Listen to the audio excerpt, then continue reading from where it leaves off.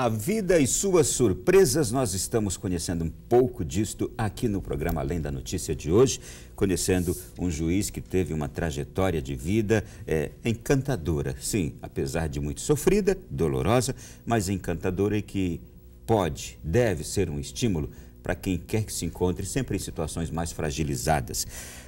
Doutor Edilson, nós terminamos falando aqui no primeiro bloco, estou contando todo o início da sua vida, todos os infortúnios pelos quais o senhor passou ao perder o pai com 2 anos, né? Ficou órfão com 2 anos. Isso. E sua mãe teve que criar os 5 filhos sozinha, sem poder trabalhar, somente com aquilo que ganhava da pensão do seu pai. Mas vamos lá.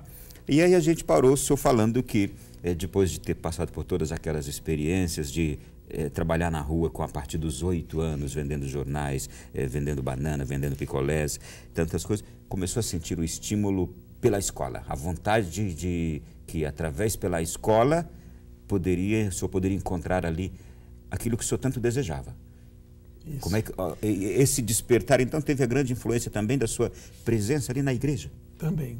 Na verdade, assim, há uma soma, né? Algumas coisas conspiram para que você chegue a algumas conclusões na vida.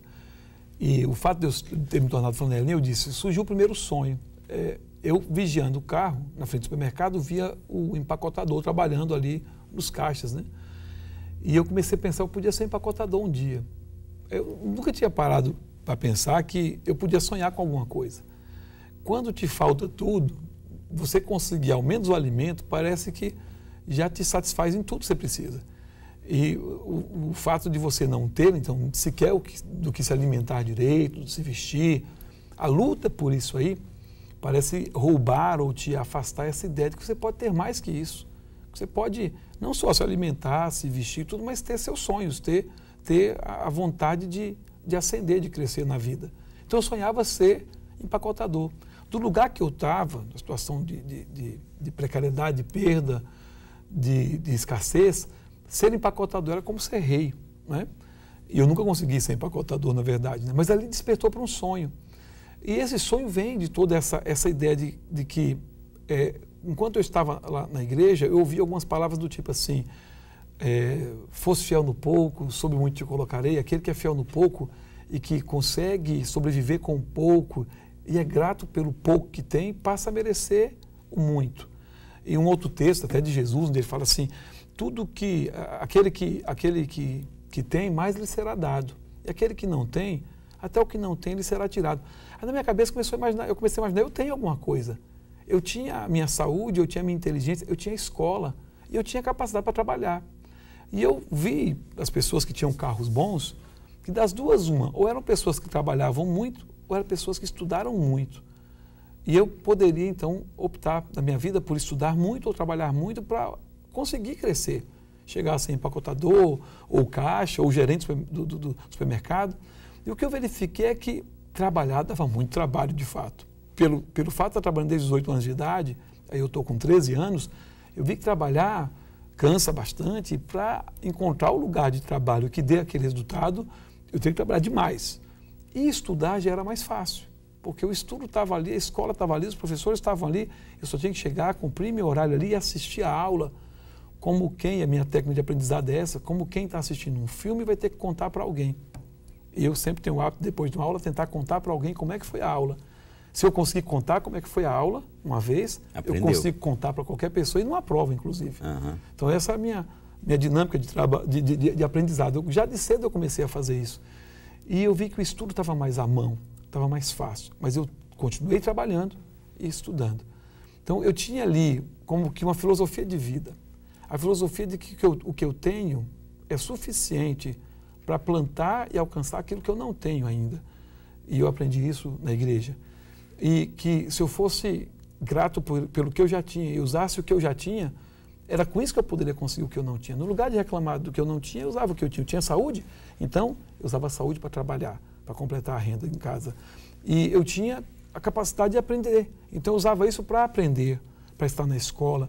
Eu me lembro com 13 anos de idade, na 7ª série, uma professora de português falou para mim bem assim, olha, você é muito humilde, eu vejo que você tem pouco recurso, mas você tem muita vontade de aprender, vou te dar essa gramática aqui. Me deu uma gramática do Domingos Domingo Pascoal Segara. Até hoje eu lembro o nome do autor porque foi o primeiro livro que eu ganhei de alguém. E ela me deu esse livro e falou, isso aqui vai te ajudar muito, preparar para concurso e tudo. E de fato, quando eu fiz o primeiro concurso, com 18 anos de idade, pensei que tinha acertado, gabaritado a prova de português, acertei menos de 40% da prova. Quando eu falei, ué, por que eu errei tanto? Fui olhar a gramática. Quando eu vi as questões e a gramática, meu Deus, mas por que na escola me ensinaram tudo isso aqui para mim? E eu comecei a lembrar como era a escola. 50 alunos numa sala de aula, a professora tentando ensinar as regras da crase, por exemplo, e ela mal conseguia passar a primeira regra, a turma já estava dispersa e conversando e tudo, e ela tentava apenas dizer o que era a crase. Não tinha condições dela ensinar 50 alunos, então ela ensinava o básico e deixava o restante para a gente. Falei, mas pelo menos eu tenho o básico. Então eu não errei 60%, eu acertei 40%. Com a gramática eu vou chegar no 100%. E eu passei a corrigir a prova inteira, depois de toda a prova que eu fazia, com base na gramática. E aí, do terceiro concurso em diante, a aprovação em português começou a surgir. Mas o que levou a começar a sonhar? Eu visualizei um dia alguém trabalhando como empacotador. Aí comecei a ver que o professor também era alguém que tinha estudado e chegou no lugar dele, eu poderia ser professor também. Então eu comecei a ver que outras pessoas conquistavam. E quando eu vi a pessoa que conquistou, eu não sabia o que aconteceu antes, mas de repente foi igual a mim. Não tinha renda, não tinha alimentação, não tinha roupa, não tinha calçado, mas estudou, se esforçou. Se outros conquistaram, eu também posso conquistar. E aí eu comecei a investir muito no estudo. Né? Nessa escola, por exemplo, eu fui para a 7ª série, comecei a estudar com rapazes de 18 anos, 17, 16. Aí começou a aparecer droga na escola, começou a aparecer violência. E eu fiquei até preocupado, porque eu sabia que na igreja falavam, olha, vão oferecer droga, vão oferecer, não aceita não e tal. Eu achava eles meio violentos e tudo, rapaz, daqui a pouco eles vão oferecer drogas, vão vir com violência, como é que eu faço? Até nisso teve um cuidado de Deus, porque eu creio muito na proteção que Deus, eu tive Deus como pai, e eu vi Ele atuando como pai na minha vida. E um dos exemplos é esse, eu na 7ª série, era um dos menores da turma, em estatura, né, muito elevado, tem 1,72 m, hoje, naquela época era bem menor. E eu falei, quando oferecerem droga eu não aceitar, eu estou enrolado. Só que aí, o sujeito lá, que era o maior da turma, que eu via que era ele que... Eles usavam cola, benzina, éter, loló, usavam dentro da sala de aula e maconha no banheiro. Falou bem assim, ó, estamos vendo aí que você é ligado na matéria, você entende aí, você vai ficar ligado aí, porque a gente não está entendendo nada lá. Quando tu aprender, tu ensina pra gente. Tu não vai usar nada não, fica ligado na aula. Eu falei, pronto. Uma boa troca. Aí, na verdade, me tornei protegido deles.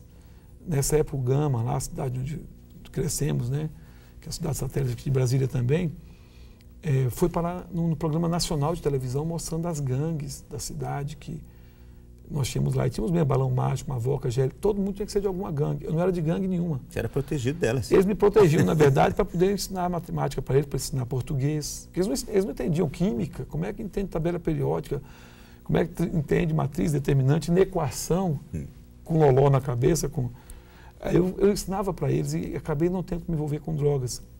Nesse ponto também fui guardado das drogas, da bebida, da violência.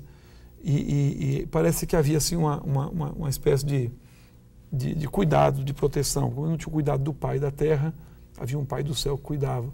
Mas certamente a palavra de Deus ela se cumpre mesmo em tudo. Aquela passagem que diz que Deus cuida dos órfãos e das viúvas. Isso. Ele fala juiz do órfão e Sim. Juiz da viúva, né?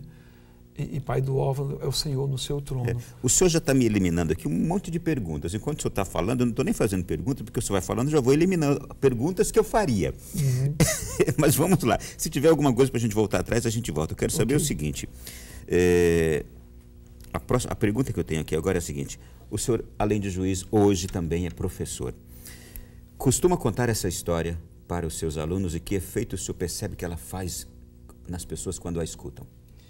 Eu costumo contar, e a gente tem diversos efeitos, né? Porque também tem diversos tipos de aluno. Um aluno de cidade satélite é diferente de um aluno do plano piloto, um aluno do turno da manhã é diferente de um aluno do turno da noite. Não é? Eu sempre conto a história, ou partes dela, para mostrar para eles o quanto eles devem valorizar o que já têm. E mostrando que eu, sem ter, consegui alcançar. Eles já tendo, estão um passo adiante de mim. Mas se não souberem aproveitar isso, eu tento mostrar para eles que o que faz de uma refeição, uma boa refeição, muitas vezes é a fome. Se eu não tenho fome, parece que a refeição não é boa. Agora, eu digo para eles, não é preciso ter fome para aproveitar bem aquilo que estão servindo de refeição. E o impacto, a gente vê vários alunos vêm falar comigo depois, ó, professor, depois que o senhor falou aí, eu estou vendo que eu estou vacilando, eu estou deixando passar, eu não estou curtindo 100% do que eu estou recebendo, é como se algum dia eu vou despertar para e o senhor está me mostrando que eu tenho que estar desperto o tempo inteiro, eu tenho que aproveitar desde agora, eu tenho que...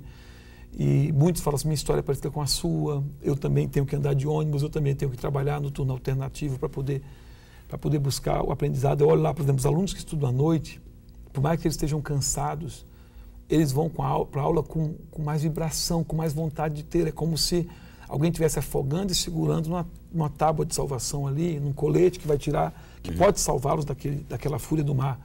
Enquanto os da manhã parece que já estão num barco seguro e parece que nunca virá uma tempestade. Então, é como se houvesse uma proteção que os guardasse, né? E eu falo para esses com muito mais veemência, eu falo, vocês têm que valorizar. Às vezes é um pai que está pagando a mensalidade, às vezes é um tio, às vezes é o Estado com o ProUni, financiando com o FIES. Faça valer a pena o que você está recebendo de semente na sua vida. E é possível conquistar. Então, tem um impacto naquele que parece que sente que está bem, e eu falo assim, o fato de a gente estar bem é inimigo da nossa melhora.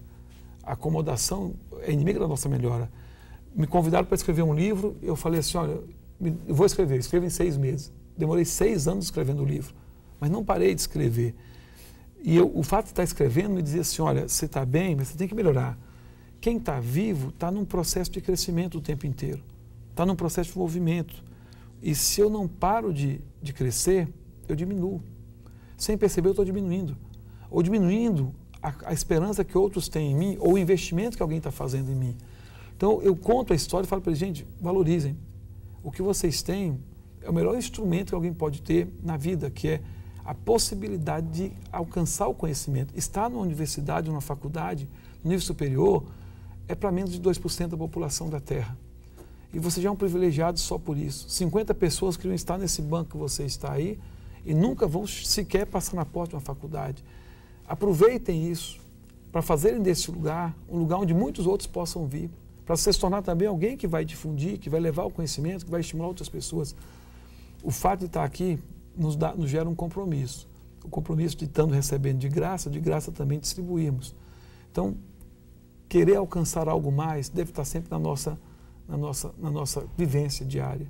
Deus nos leva ao movimento o tempo inteiro. Se a gente ficar paradinho, o cabelo vai crescer, a barba vai crescer, o corpo vai começar a produzir um cheiro, vamos ter que tomar um banho, vamos ter que cortar o cabelo, vamos ter que fazer a barba. Parece que Deus nos convida o tempo todo ao movimento. O senhor também dá palestras? Dou palestras. Em quais ambientes? Normalmente para casais, para jovens que estão em situação de uso de drogas, no caso de recuperação. Na igreja também, palestras voltadas para um pensamento de vida diferente desse que nós temos do materialismo puro, né?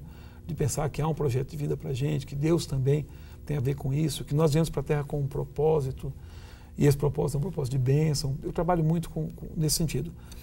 Palestras motivacionais também, ambiente de trabalho, empresas, eu vou para mostrar que é possível crescer, que é possível sair do lugar que eu estou. Isso só depende da minha atitude, da minha decisão, da minha fé, porque o lado de Deus ele já fez, e ele faz a cada segundo me dando vida. Eu vejo aqui que o senhor destaca bastante a questão de lutar, perseverar e ter sempre esperança, essa confiança em Deus. É algo que o senhor percebe que hoje, de fato, falta à nossa sociedade, é uma sociedade muito fragilizada na sua vontade. Os homens de hoje, ser humano, mulher, são homens de pouca vontade, isto é, de pouca perseverança, e por isso se entregam facilmente. Aí a gente cita aqui tudo aquilo que o senhor conhece bem a linguagem, também se entregam facilmente aos prazeres da carne, bebida, extravios diversos em suas vidas, abrem mão de uma família ou de um matrimônio facilmente. Os jovens não têm ânimo para lutar por melhoras em sua vida. O senhor percebe esses sinais na sociedade? Percebo. Na verdade, assim, a minha percepção dessas situações tem a ver com a ideia de que a nossa evolução criou diversos benefícios que de alguma forma tiveram o efeito colateral, que é o efeito da acomodação e o efeito de eu achar que eu consigo encontrar tudo pronto. A ideia do micro-ondas, né? Tudo eu consigo apertando botões, isso chega na minha mão. E a vida não é assim. Na verdade, para a gente conquistar algo, a gente parte do cru para poder alcançar o cozido. A gente parte da semente para alcançar o fruto, né? Do barro para alcançar o homem. As pessoas hoje são como que de barro. Qualquer coisa, desestruturam e elas voltam a ser barro. Quando há muito tempo atrás, esse barro foi convidado a ser um agente transformador e não ser transformado pelas situações, mas transformar as situações. Hoje você vê um prédio acabado e parece que ele sempre esteve ali. Não, ele surgiu na cabeça de alguém. Alguém primeiro sonhou com aquilo. As pessoas deixaram de sonhar porque sonhar se torna uma espécie de confirmação da minha incompetência. Se eu sonhar com algo muito grande e isso não acontecer, eu vou ser ridicularizado. Eu tenho um aluno que há 10 anos se prepara para ser juiz. E ele fala assim, eu só vou fazer a prova quando eu estiver pronto. Eu falei, mas, uai, como é que você vai saber se você está pronto sem fazer a prova? Você não começa uma maratona sabendo que vai terminar sendo o campeão dela. Você vence a maratona a cada passo que você dá. E só vence a maratona, ou só termina a maratona quem continuar dando os passos. As experiências negativas que as pessoas têm hoje são usadas como argumento para dizerem assim, isso me destruiu lá no passado e eu não consigo mais caminhar adiante.